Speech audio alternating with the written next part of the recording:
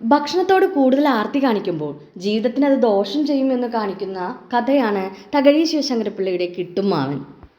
സമൂഹത്തിനെ ഉയർച്ചയിലേക്ക് നയിക്കാൻ സ്വന്തം കഥകളിലൂടെ ശ്രമിച്ച നവോത്ഥാന കഥാകൃത്തായിരുന്നു തകഴി ശിവശങ്കരപ്പിള്ള.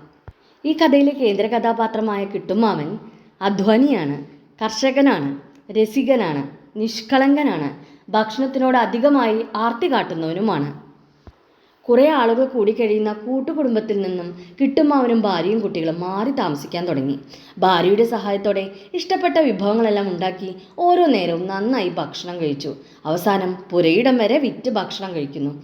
ജീവിതത്തിൽ ഭക്ഷണത്തിന് മാത്രം ഒരു കുറവും വരുത്തിയില്ല എന്ന് പറയുന്നതാവും ശരി. കാപ്പിക്കട നടത്തിപ്പുകാരനായും കപ്പക്കച്ചവടക്കാരനായും ഒക്കെ ജീവിതത്തിൽ അയാൾ മാറി. ഒടുവിലെല്ലാം നഷ്ടപ്പെട്ട് അലറി വിളിച്ച് ഭക്ഷണത്തിനായി ഓരോ വീടും അയാൾ കയറിയിറങ്ങി. കുട്ടികളെ പോലെ എനിക്ക് വിശക്കുന്നേ എന്ന് നിലവിളിച്ചുകൊണ്ട് നടക്കുന്ന അയാളെ ഭ്രാന്തനെന്ന് എല്ലാവരും കരുതി. മനുഷ്യൻ ജീവിതത്തിൽ ഒന്നിനോടും കൂടുതൽ ആഗ്രഹം വെച്ചു പുലർത്തരുതെന്ന് ഈ കഥ ഓർമ്മപ്പെടുത്തുന്നു.